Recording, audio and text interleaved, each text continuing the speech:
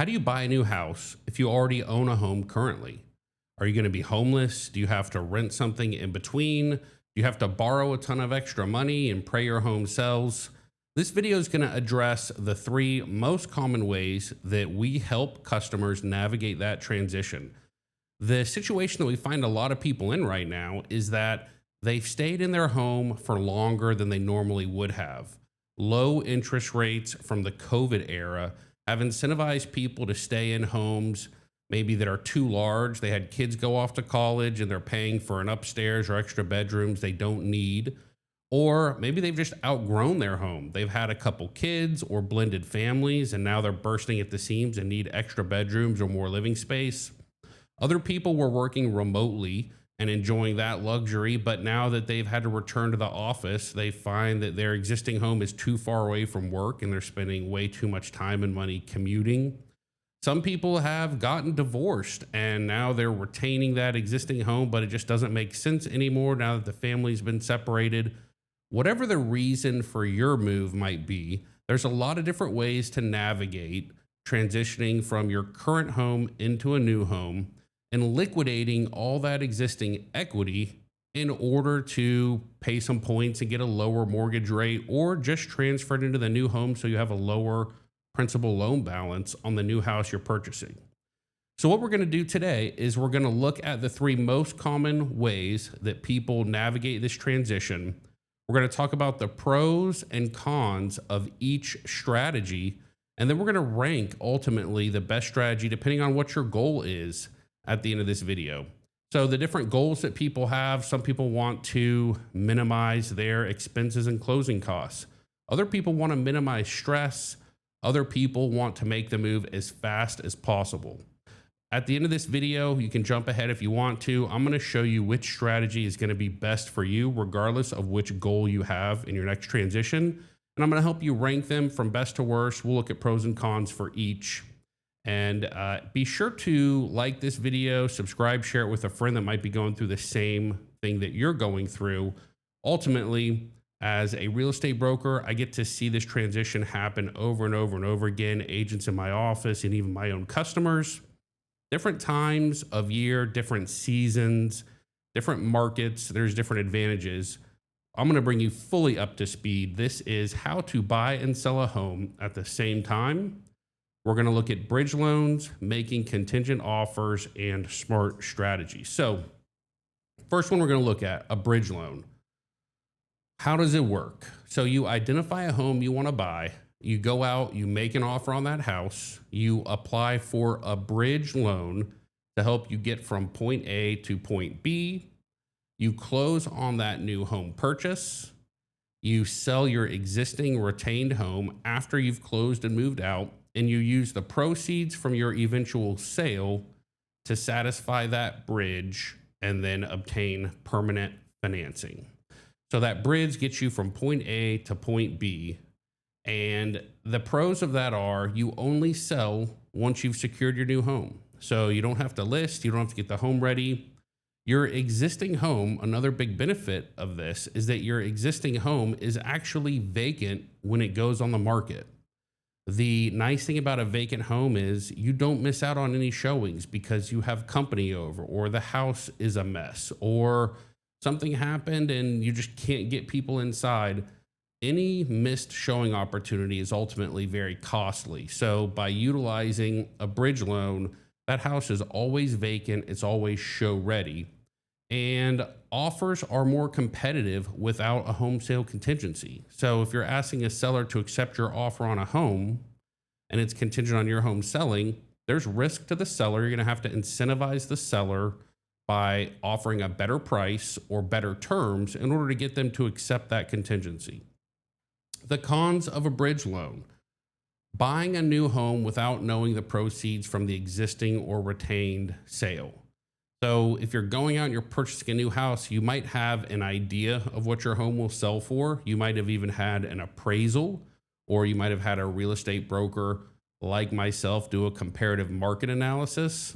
Ultimately, these things are very good at establishing brackets, but every time you go on the market and list, the market reveals details or the market conditions can change. And when those market conditions change, or you discover through the showing process that the market is treating certain benefits or features of your home differently than anticipated, those ultimately affect your proceeds and your bottom line. So when you utilize a bridge loan, you go out and you purchase a new home with anticipated or expected proceeds, but you don't exactly know what those proceeds are going to be. And then, arguably, the biggest con of a bridge loan is it requires closing on multiple loans in most cases, right? If you had the cash just to navigate this, you wouldn't be using a bridge loan at all. You would just be buying the other house for cash and then selling. But ultimately, when you're using a bridge loan, you're closing with one loan, you're closing with one lien. Whoever's giving you the money is going to secure their money with the new property address, with the new real property. And so when you sell your existing home, you pay that person off, that loan gets closed, but there's usually still a gap or some financing that people want or need with a first or new primary mortgage. So you get better terms, but there's still a cost of getting that second mortgage or getting that new mortgage after the bridge loan is paid off. So you wind up paying some closing costs twice or some financing costs twice. And we're going to look at what those are at the end of this video in case this strategy ends up being something that you think might be the best fit for you. The next strategy is listing first, getting an offer on your home, making it pending, and then purchasing. So the way this works is you place your home for sale on the market. That means you're going to get photos done. You're going to write the description, room measurements, establish your listing price, and go ahead and put that on the MLS. You'll show that house to buyers. They come through, they make offers on the home, and you get an acceptable offer on your house that you like as the seller that you want to take. When you get that offer, you then go back to the buyer and you say to the buyer, hey, I like your offer. We've got good terms here. We want to move forward, but I need to add in a right to cancel because I have to go out and find my new house. So you may say to the buyer, look, I'll give you a little bit better price or a little bit better terms, longer inspection period, but I'm going to need a right to cancel this if I don't find the home that I'm going to purchase in the next 7 days, 14 days, 21 days.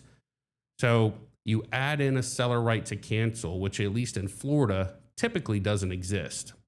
The other strategy that you could use is you could risk a little bit and say, look, I'm not going to add in any seller right to cancel, but I'm going to, instead of closing in 30 days, I'm going to ask to close in 60 days. So I'm going to ask for more time before I need to close and be out of my house. And then you could also add on a post-closing occupancy agreement, commonly called a leaseback. And both of these could be optional extensions. So for instance, without getting too complicated here, let's say that you get an offer on your house and you want to take that offer. And the buyer says, well, I'm going to close in 30 days. I'm ready to go. And you're thinking, well, that's a little bit fast. I don't exactly know which house I want to buy yet. You can go back and you can say, hey, I want to close on or before 60 days. And then I want the option to lease the home back for up to 45 days. If everything works out perfectly, you may wind up actually accepting that offer and then closing in 30 days instead of 60 because you did on or before 60 days. And then that lease back that you had for up to 45 days, maybe you roll that back to a 3-day lease back. So, in 30 days, you actually went out the very next day, found a house you wanted to purchase, made an offer on that house with your home already being pending under contract, told the seller, look, I'll close this thing in 33 days. You go back to your original buyer, move your closing date up. Everybody closes in 30 days, and then you have 3 days to lease the property back before you have to move. So there's a lot of different ways to structure a list first, then buy type of deal, but that's basically how it works. So what are the pros of this strategy? First of all, you only close on your new home if your home sells. So you're not going out purchasing with a bridge and then find out, oh my gosh, there's a sinkhole or Indian burial ground under my house and I can't get it closed, or there's a title problem. You're making your purchase contingent on that house selling, but only after it's already under contract. Another pro of this is you know how much equity or what your proceeds are going to be before you go out and shop for your new home. So you have an offer in hand, you've seen some market response, you've seen some showing feedback. So you can actually run a net sheet and know, okay, this house is going to sell. I'm going to have $200,000 in net proceeds. Now I can look at loan amounts, I can build my budget, and when I'm out shopping for homes, I know exactly what my payment's going to be because I know what my down payment's going to be. I know what my house is selling for. And then another pro of this is you only pay for one loan, which ultimately is lower closing or lower moving costs, right? You're not getting a bridge loan and closing on that and securing that with the property and then satisfying that and then getting another loan and paying for those costs. So a little bit cheaper option here. Some cons of this: your home purchase will be contingent on your house closing. So that's not ideal. There's a risk to a seller. You're saying to a seller, hey, look, even though my house is listed, pending, off the market, we have a good buyer, I still need those proceeds out of that house. So I still need you to have some faith and trust me that we're going to get to closing. And then purchase offers will have timing restrictions. When you're going out and making offers, like, you do have to be out at a certain time period. So if you don't find that house in a certain amount of time, now you're going to the seller and telling them, like, hey, I got to close by this date. I can't close any faster than that. And then available homes for purchase are limited to the current inventory. You can't use this strategy and then wait 3 months for another home to come on the market. So if you're going to utilize this strategy and take advantage of things like lower closing costs and certainty around budget and ownership expense, just understand you're going to have to be a little less picky. You can't sit around and wait forever for the perfect home to come on the market. And then the next one, make an offer contingent.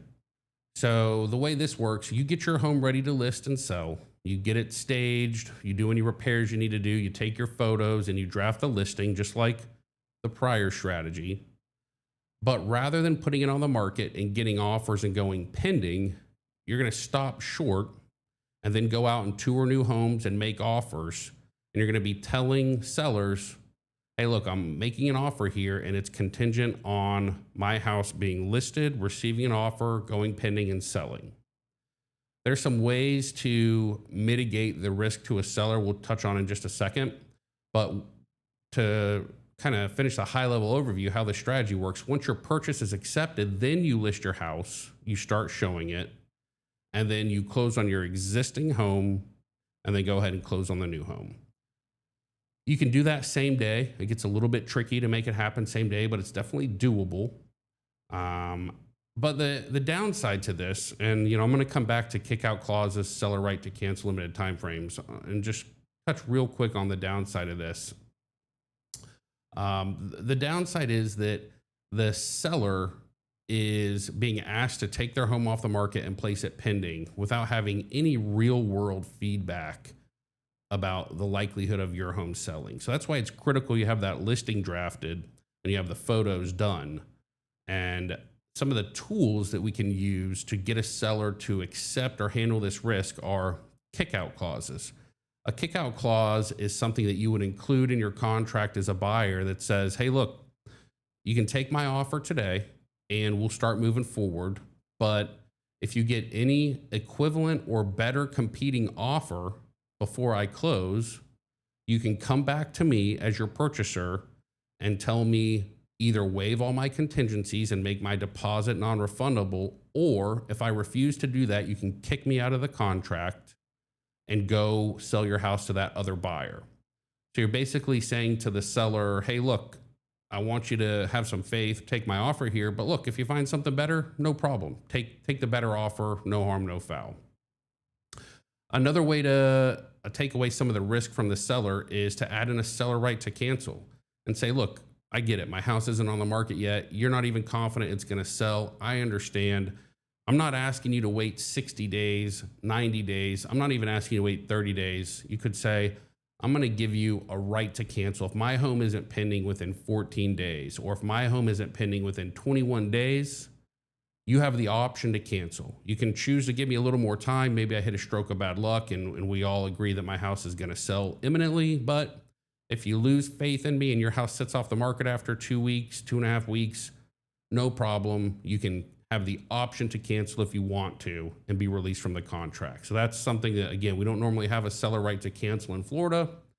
But if you're making an offer contingent on a home selling and that home isn't on the market yet, certainly not pending yet, then it's a good idea to give the seller an out at some point and not make an offer that ties them up for an extended period of time.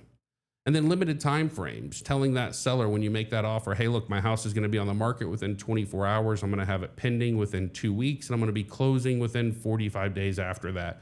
Putting some limits on these time frames just remove layers of risk, which ultimately help with this con here on making an offer contingent, which is that you ultimately have to offer a better price and terms in order to get a seller to accept this level of risk. The pros are you only have to go through listing your house and showing it to people if you've already secured the next home you're going to. So you get to do that first.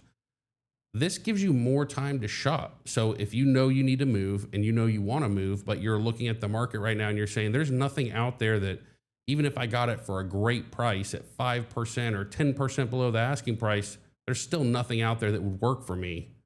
Well, then this might be a good strategy for you because you want to be ready when the right house presents itself and you want to be able to make a competitive offer. But if you're not seeing anything on the market right now, it doesn't make sense to go active with your listing. And then the other nice thing about this, you know the terms and the timing needed on the sale of your existing home based on what was accepted on the home that you're purchasing. So as buyers are coming through and making offers to you and negotiating with you, you can tell them, hey, look, closing date has to be this time. I need this much in escrow. I can only give you this much time to inspect. I can only lease back, or I can only let you move in on this date. You can really, kind of take that square peg and fit it into a square hole because you know what needs to happen on your sale because you already know what needs to happen on the purchase. And then the last con, you have to limit your buyer pool on existing homes to those buyers who can conform to the timing of your purchase. So you can't just sit back and say, hey, let's wait for the highest paying buyer. The highest paying buyer might say, look, I'll give you the best price, but I need to move in within 21 days. And you might say, well, look, I'd love to sell it to you, but if you got to move in within 21 days, I can't close that fast. My seller needs more time than that. So you're limiting your buyer pool somewhat with this strategy. So let's review best strategy ranked by your goals. So these are some of the goals people have when they're choosing a strategy. Some people want to maximize their proceeds. Other people want to minimize the expense and cost that they pay. And you would think, well, isn't that kind of the same thing? It's not the same thing at all. Selling your home for the most amount of money is completely different than minimizing your closing costs and your closing fees. Now, a lot of people will say, well, I want to do both of those things. And you can certainly work on both of those things, but the whole, saying you can't serve two masters, very much the case here, right? Like you're either trying to sell for as much money as possible or minimize the costs and expenses that you pay at closing. Other people say, look, I'm not so much worried about the money. I have plenty of money. I'm doing fine. This whole thing's stressing me out and freaking me out. And I want to focus on my family or my job. I'm looking for the least stressful approach. We're going to show what that is. Other people say, hey, look, I got to get all this done before school starts, or I got to get all this done before my job starts, or before I get that promotion, or if I'm an accountant, CPA, before tax season. Now, there's a lot of people where timing is really the most important thing. They're not so much worried about the stress or the expense, but it needs to happen at a certain time. And then other people don't really care how much their house sells for. They say, look, the market's the market. I'm going to accept the price, and there's a cost of doing business. I'm okay with the closing costs I'm going to have to pay, but I want to get a good deal. I like getting a great deal on things, so I want a strategy which helps me get the best price. And so we're going to go through each of these. First one, maximizing proceeds. Which of the three strategies is going to help you maximize your proceeds? Answer is the bridge loan. So you can see here, by using a bridge loan, you can move out of the house. You can show it fully prepared for sale. You can show it any time of day, any day of the week. There's no schedule interference. There's no issues with personal property where, you see somebody and you don't like what their personal choices are in their home. and all of a sudden your offer gets affected based on what you're displaying in the home and what your likes and interests are. You don't have any issues with cleanliness where the home's being shown and your kids came home and left a mess, or your husband didn't clean up and house shows poorly. None of that. You don't have to deal with that with a bridge loan. You can also be more selective with the date and the length of time the home is listed. So if a bridge loan, you're out of that house already, right? You're moved into your new home. So you can time the market a little bit. If it's going to be 4th of July weekend, and we know that there's a valley of showings during that time period where people are at the beach or at the lake or out of town and they're just distracted. Well, if you have a bridge loan and you're already in your new home, hey, it's cool. Time isn't of the essence necessarily, or certainly not as much. So you can take your time and you can wait until July 11th when showing frequency has rebounded and is back at another peak. And you can put your house on the market the right day of the week, the right time of year, the right season to maximize the proceeds. So maximizing proceeds, bridge loan, then list first, then buy, and lastly, make an offer contingent. Best strategy if your goal is to minimize the expense. If that's the case, you want to list first and then buy. So by listing first and then buying, you're making your offer as strong as possible to a seller by already having your home pending, thus reducing risk to the seller. Therefore, you can buy at a better price, and you're also avoiding having to refinance or close multiple loans. So this helps you get that competitive offer accepted, least expense, but also get rid of that bridge loan. Well, what if you want just the least amount of stress? Probably list first, then buy. So you might think bridge loan would win this, but with interest and carrying costs on the bridge loan, an unknown time frame of when that house is going to sell, listing first and then buying once the home is under contract actually generates less stress in most circumstances than leaving all that unknown out there with the bridge loan, all those unanswered questions. How much is this loan going to cost me? How long am I going to have it for? And what is my house ultimately going to sell for? While it might not be as stressful as making a contingent offer, it's definitely less stressful definitely more stressful than listing first and then buying. What is the fastest strategy? So nothing's faster than just going out this afternoon with a bridge loan and making an offer on that house. So you make an offer contingent, comes in second because you don't have to have that house ready for sale necessarily. You're not waiting on buyers to come through and make you offers. But if you're looking for speed, bridge loan is definitely the way to go. And then making an offer contingent on your home selling would be second. And you can see here, I wrote this also condenses the timeline, right? It puts pressure on you as the seller when you make an offer that's contingent on your home selling. You have to list more competitively. You have to list at a better price. You have to be more realistic and take offers more serious than if you're just kind of sitting back waiting to see what happens and waiting for the right buyer, right price. So, bridge loans and then making contingent offers actually create the fastest sales. If you just want to buy at the best price possible, again, bridge loan. So, no delays, no contingencies. You can just go in. You're not quite a cash buyer, but you don't have any home sale contingency. You probably don't have any financing or loan approval contingencies. A lot of these loans, you can do all the underwriting ahead of time, or the vast majority of it. So, this presents the least risk and the fewest contingencies to the seller, makes them more negotiable. Listing first and then buying, that's going to give you the next best opportunity to buy at the best price possible, because again, at least you're showing the seller, hey, even though I'm contingent on selling, you don't have to wait for my home to go under contract. I'm already under contract. My inspection period's already over. I've got a really good chance of closing, even though I've got this contingency hanging out there. So if we stack those up and we rank these strategies based on the goal, you've got a bridge loan helps you maximize your proceeds. A bridge loan helps you purchase the fastest. And this maximize proceeds. The reason this is the case is, just to go back real quick, By using the bridge loan, you can move out of the house and show it fully prepared for sale at any time without schedule or cleanliness or buyer personality issues, right? So maximize proceeds. It's the fastest because you can go right out today, not wait for anything to happen on the existing home. And it lets you purchase at the best price because you present the least amount of risk to the seller. Listing first and then purchasing minimizes your expense because you don't have to close twice. And it's also the least stressful because you have the most information available to you when you're out there making offers and, closing on these deals. You've got all the sale prices on both contracts, closing costs on both contracts, timing on both contracts available to you. So it takes a lot of stress out of the picture. Making an offer contingent doesn't really offer the best strategy for any of these 5 goals.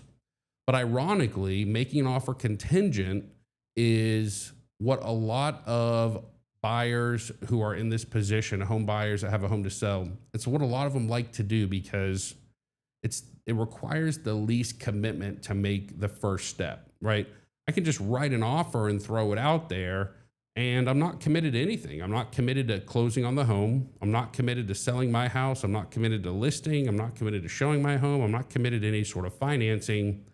There's just no commitment required to go out there and start throwing offers around.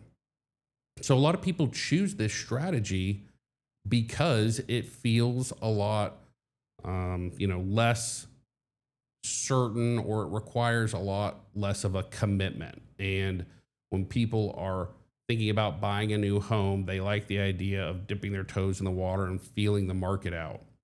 But just remember that even if you're making this offer contingent, you're choosing something that's ultimately going to cost you more money in the long run, or that'll be a little more stressful, or that will require you to, pay a little bit more in closing costs or sacrifice a little bit more on your sale price and proceeds.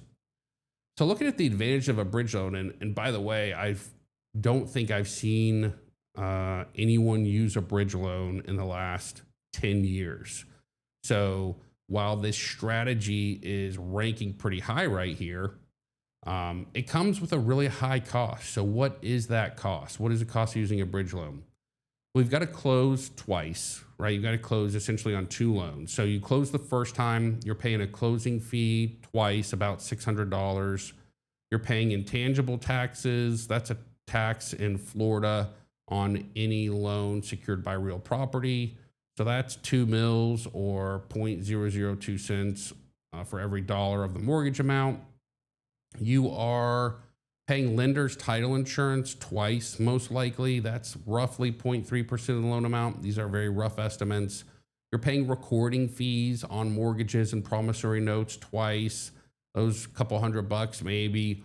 Lender fees, origination fees, you're paying those twice. That's around $2,000. So on a $500,000 loan, you can figure roughly $5,500. And so since you're doing it twice, we're talking roughly $11,000. And then the way these bridge loans work, there's community banks that do them. When the community banks do them, what they're going to do is they're going to charge you roughly $2,000 in origination fees. These are just doc stamps, underwriting fees, application fees, things like that. They have different names, but you're roughly going to pay the bank $2,000 in fees. You're going to pay all your standard buyer closing costs. But then you're also going to pay origination points to that community bank. And we've seen community banks generally are charging around 2 points. 1 point is 1% of the loan amount. So if you figure a $500,000 loan, they're charging 2 points. You're going to pay about $10,000 in points. And then you're going to pay your standard buyer closing costs 2 times. And what I've got listed up here, this is not all the closing costs on a contract. As a very rough rule of thumb, as a buyer, when you get way above the median price point or way below the median price point, this estimate breaks down. But you can figure as a buyer, roughly 2.5% of the purchase price are closing costs. So if you figure $500,000 house, you're talking about roughly $12,000 in closing costs. These origination points are in addition to that. So you've got, let's say, your $12,000 in closing costs plus $10,000 in points. That's 22,500 plus another $5,500 when you close a second time. That's 27,500. This is a lot of money. You wind up paying $30,000. So wouldn't it be a stretch to say you're going to pay $30,000 to in closing costs and fees to utilize that bridge loan option? So even though there's some advantages here that we can see, there's clearly some advantages. If it's going to cost you an additional, let's say 10,000 at least in points that you wouldn't otherwise have to pay, plus another 5,500 in closing fees on the second loan, that's right there around $20,000, 15 to $20,000 is what you're paying to utilize this bridge loan option. If we assume a $500,000 sale price, and these costs go up, as the loan amounts go up and the sale prices go up, the costs go up incrementally with those. So that cost of that advantage that you're gaining by using the bridge loan, you have to be sure that you're recouping that from the seller, that the seller really appreciates being able to close fast, right? If you're, let's say, just for easy math here, let's say that using a bridge loan is a $17,000 premium, it's $17,000 in additional cost. Well, you go into a seller and you say, hey, I'm making you an offer. I can close in 3 weeks and I've got no contingencies. And the seller goes, well, I don't know where I'm going yet. And I can't even be out of here for 60 days because I got to wait for my kids to finish school, or I need more time than that to pack. Now you've gone out and established a purchase strategy that carries a premium of $15,000 or $17,000 with it, and it offers no additional value to the seller. So, make sure that it's the right seller to utilize that option before you pay that money, so you can recoup some value back. Otherwise, you may recoup zero. And then make sure you have a motivated seller, a seller that's somewhat negotiable on their price. Some sellers are not in a hurry and they're all about just seeing the highest possible sale price on their closing statement that they can. And they're willing to accept a lot more risk in order to achieve that higher sale price. We've seen this. Some people, they don't care how much they net. They just want their jerk neighbor to see a high sale price recorded because they got in some argument with their jerk neighbor the week that they listed, and they swore that they were going to sell for 600 and their neighbor said there was no way in hell they were going to sell for over 550. And we've seen this exact scenario. Like, reality, forget closing costs and fees. It just all becomes about like, how high of a price can I get on the bottom line? And there's a lot of other reasons why someone might want to record a high price. But my point is, make sure you're not using a strategy that carries a ton of extra expense, thinking you're going to negotiate on the price when you're working with a seller who ultimately, like, moving on price is the last thing they would do. They would wait an extra 6 months to close if it's going to mean an extra $5,000 on the final sale price. They will let you move in early and do a pre-closing occupancy if it means you're going to pay $5,000 more. Not every seller is in a hurry. Not every seller is negotiable on their price. And so, you just risk with that bridge loan strategy. While it does have these buyer advantages, you may be utilizing it with a seller where it's not really offering any advantage at all. So we went over these 3 broad strategies for how you can buy a new home when you already own a home and you want to get that equity out of your existing home, ultimately over to the new house. Those 3 strategies that we went over, within each of those, there's a ton of nuance, a ton of different ways to stack the dominoes, to manage risk, to incentivize buyers, incentivize sellers. This is just a really high level look at 3 options available to you. Ultimately, the time of year, what your goals are, how much equity you've got, what's available in terms of financing, the type of property you're moving to purchase, where the location of the one you're selling is. All these factors come into play And every person who makes this transition, and I would say if I went back and looked at the sales that we've closed in the first quarter of 2025, this probably represents 40% of all of our customers.